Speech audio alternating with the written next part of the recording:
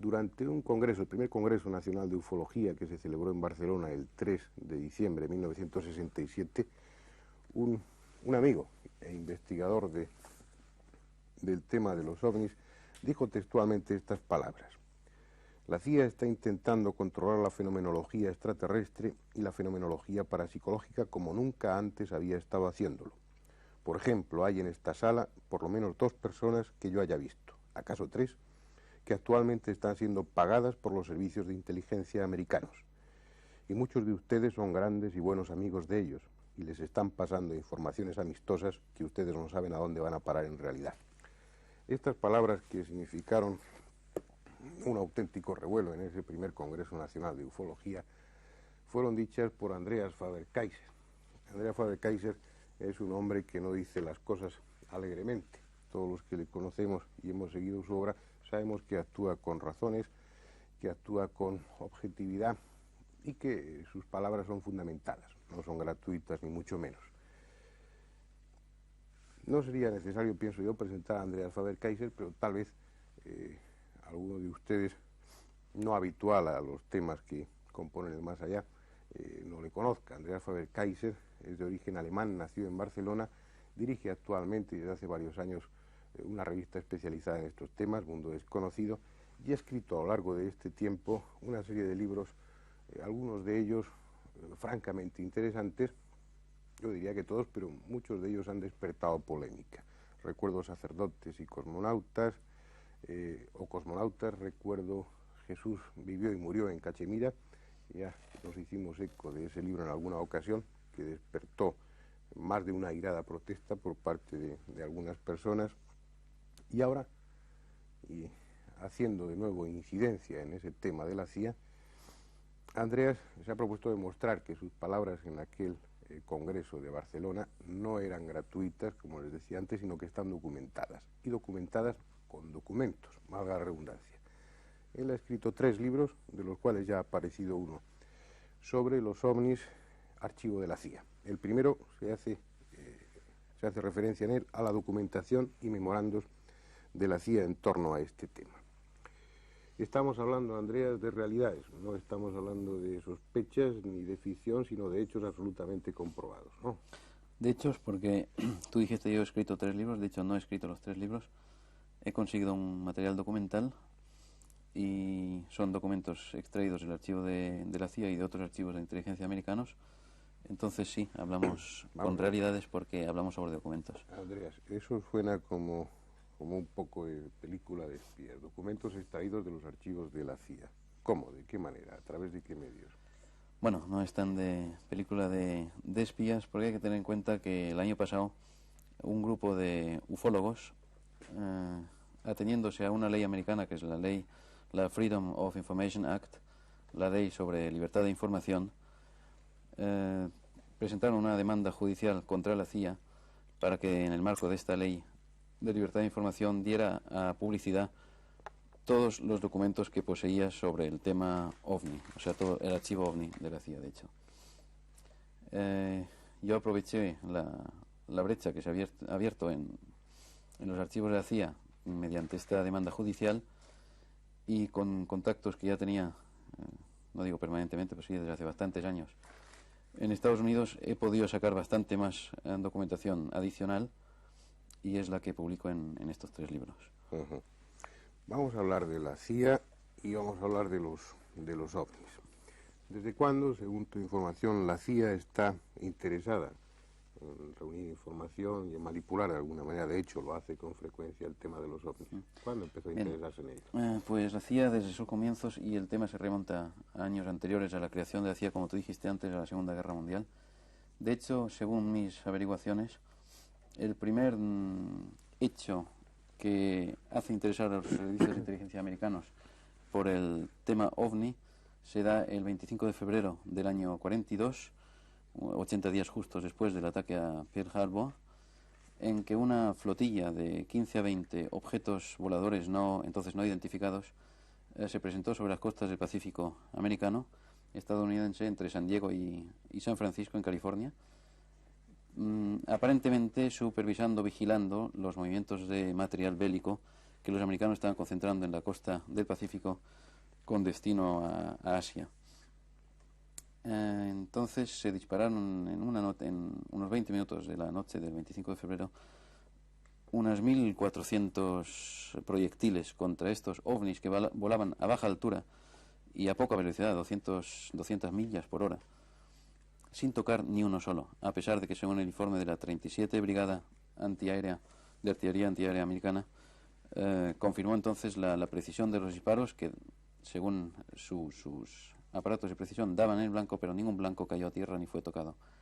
El general Marshall, en aquella ocasión, en su informe, habló por vez primera de objetos misteriosos. Y ahí comienza el misterio de los objetos volantes no identificados para el Servicio de Inteligencia americano, por cuanto afectaba directamente a la seguridad de la nación americana. Hay dos actitudes ahí, una que es francamente comprensible, que es la de los departamentos de defensa de cualquier país. De hecho, no puede tomarse a la ligera la circunstancia de que aparezcan sobre el cielo de cualquier país una serie de objetos no identificados que además eluden con una total tranquilidad, utilicemos ese término, los servicios defensivos, que se comportan con una impunidad total. Por si acaso, y es obligación de cualquier departamento de defensa, esos objetos deben ser investigados e incluso, aunque esto sea menos justificable, atacados en más de una ocasión.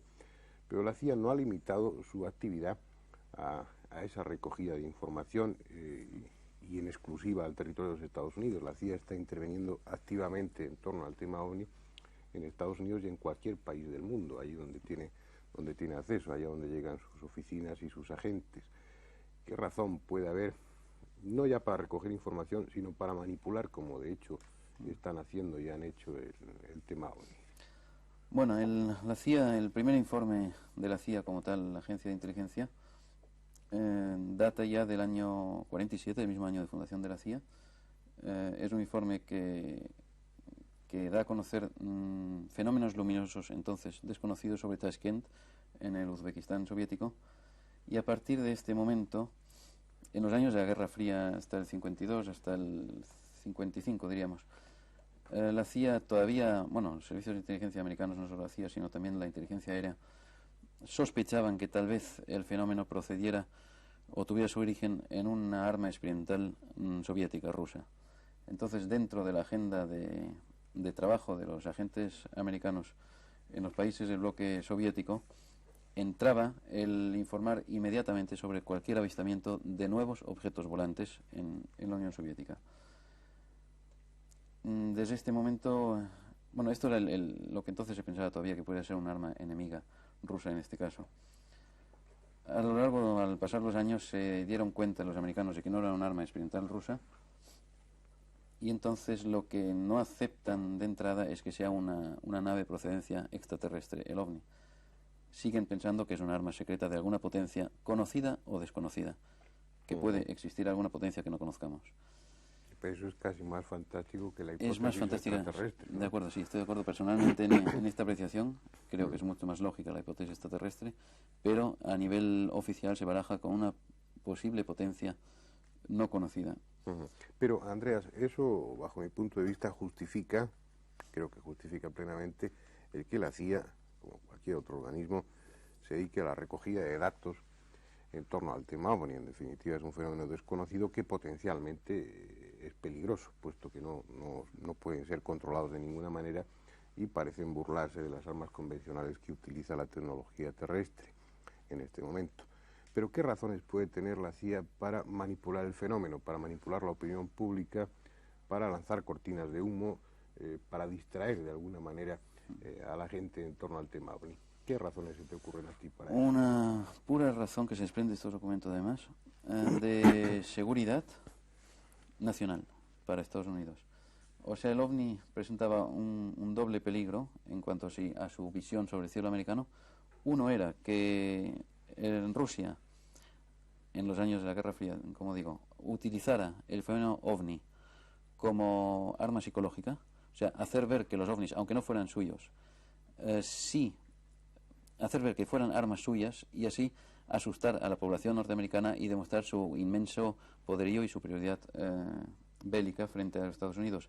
Y esto justificaría tal vez el silencio de avistamientos ovnis en aquellos años en la Unión Soviética. Si la Unión Soviética silenciaba sus propios avistamientos y impulsaba las noticias de avistamientos sobre Estados Unidos, se hacía con un arma psicológica muy fuerte. Por otra parte, se desprende de estos documentos la vigilancia muy estrecha que se vieron sometidos y se siguen viendo sometidos los grupos de investigación privados de ovnis, porque son grupos, según los documentos de la CIA, en su apreciación, que obtienen un gran número de adeptos, de seguidores muy fieles, que en cualquier momento pueden ser usados por una potencia extranjera o por un grupo terrorista para actuar dentro de los Estados Unidos contra los intereses americanos. Pues es una actitud muy paranoide, diría. Muy paranoide, sí, pero por ejemplo, bueno, extrapolando a nuestros días, esta actitud, por ejemplo, el caso famoso de Atay aquí en Manises, no van a decir, aunque se haya presentado el tema en el Parlamento, estoy convencido que no va a haber ninguna respuesta, porque lo que no puede admitir el encargado de defensa aérea de un país, en este caso España, y en el caso de la CIA, Estados Unidos, lo que no puede admitir es que exista, como tú dijiste antes, un objeto volante en el espacio aéreo que le concierne, que él es incapaz de controlar, no solo ya de controlar, sino de contrarrestar en caso de ataque. O sea, esto, antes que decir soy incapaz de controlar esto, tiene que decir esto no existe a la población. Y ahí nacen las cortinas de humo. Ya. Bueno, pues eso es una manipulación descarada de todas las personas que andamos a pie por los países, ¿no? Y significa un descrédito de todos los que investigamos estos temas. Pero bueno, sus razones tendrán, y a ellos pienso que con el tiempo los que quedan en ridículo, una forma evidente, son los departamentos de defensa de cualquier país al negarse a admitir una evidencia. Es como tomar la postura del avestruz, de hundir la cabeza en la arena para no ver la realidad, ¿no?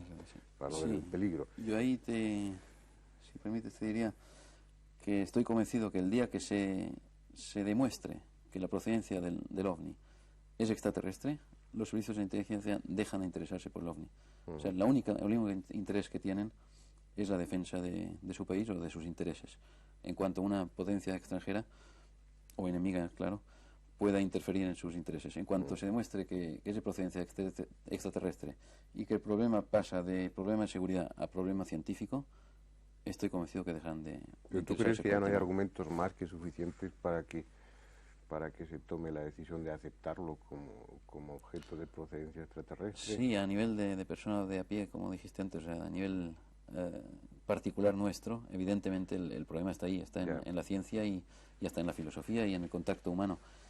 Pero para un encargado hemos de ponernos siempre en la mentalidad del militar o del encargado de la inteligencia de un país, y él no puede dejar una puerta abierta a la duda de que hay un ataque contra su país. Comentaba al principio de este programa que la CIA ha extendido sus tentáculos, por decirlo así, a todos o la mayoría de los países. Y comentaba pues una intervención decidida en algunos acontecimientos que habían sucedido pues en Irán, en Guatemala, hace ya bastantes años, por no citar otros acontecimientos más recientes.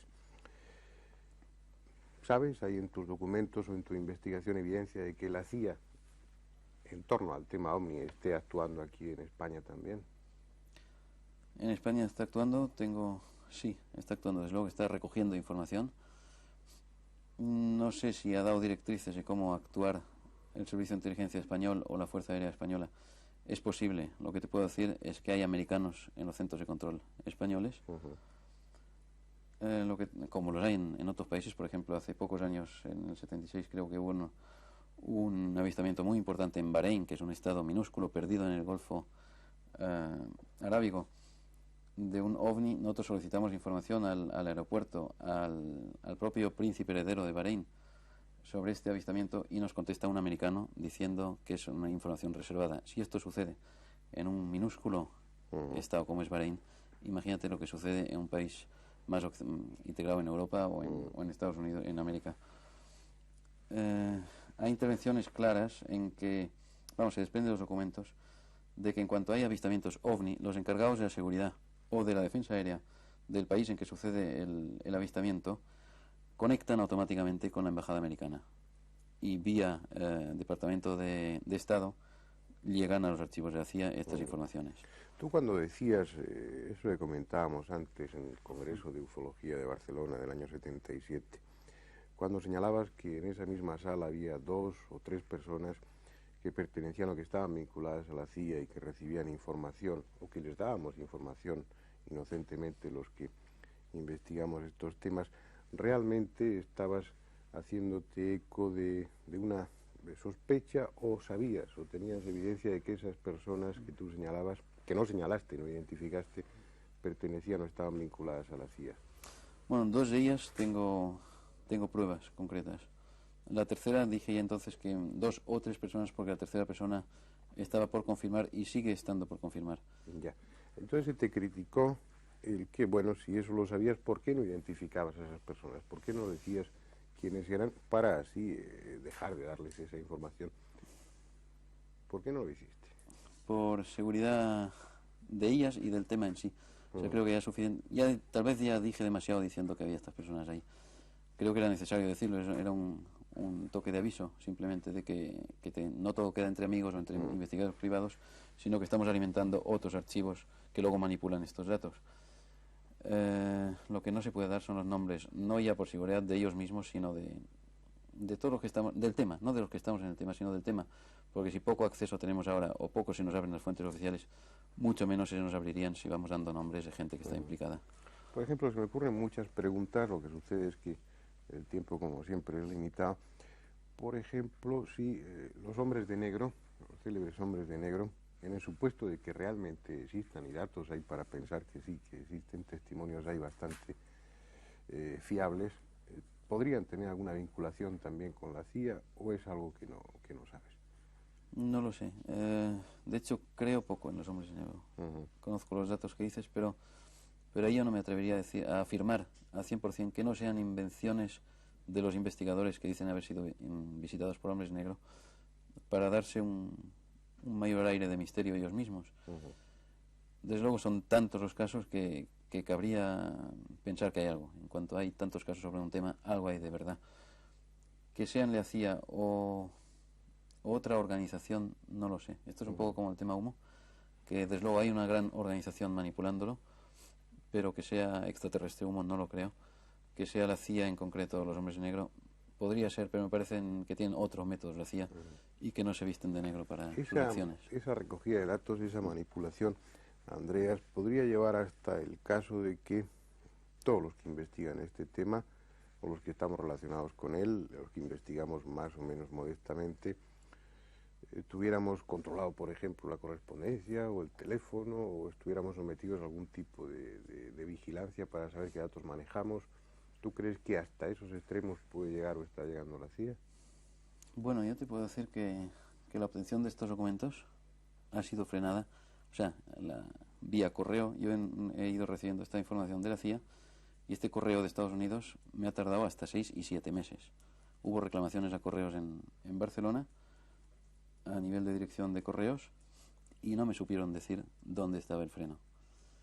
Entonces, claro, de 6 meses no tarda un envío de Estados Unidos aquí, cuando tarda una semana como máximo, vía aérea. Y, vamos, esto es un freno evidente de alguien que sabía qué había en los documentos o en estos paquetes o se interesaba por saber qué había dentro. A nivel de teléfonos, una vigilancia constante no la hay.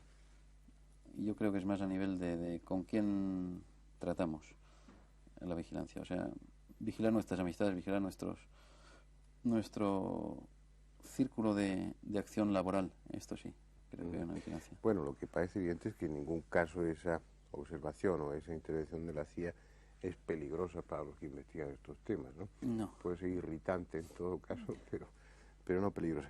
Bien, lo que es evidente es, aparte del interés de estos libros de Andreas Faber-Kaiser, porque en ellos no se está haciendo referencia a unos datos imprecisos, sino que se está dando un testimonio fiel de todos esos datos, de esos documentos que demuestran la intervención de la CIA en torno al tema OVNI. Sí resulta evidente, como les estaba diciendo, que el fenómeno OVNI no es un fenómeno sin importancia, que desde un punto de vista social es tremendamente importante, si no fuera pues por el constante peligro de una guerra mundial, si si no fuera por el constante peligro de llegar a un caos a través de transformaciones ecológicas, si no fuera por el problema tremendo de los millones de personas que mueren de hambre, sin duda alguna el fenómeno OVNI sería el fenómeno más importante que tendría planteado el hombre de este siglo. A algunos niveles lo es. Lo que pasa es que, como ustedes saben, muchas veces lo importante debe ser sustituido, desplazado en interés por lo urgente. El hombre tiene planteados temas más urgentes que el de los OVNIs en este momento. Pero en cualquier caso la CIA no se ocupa de fantasmas. Eso es lo que quiero que quede claro en este programa y que seguramente quedará claro cuando ustedes tengan acceso a los documentos y memorandos de la CIA en torno al tema OVNI recogidos por Faber-Kaiser en sus libros.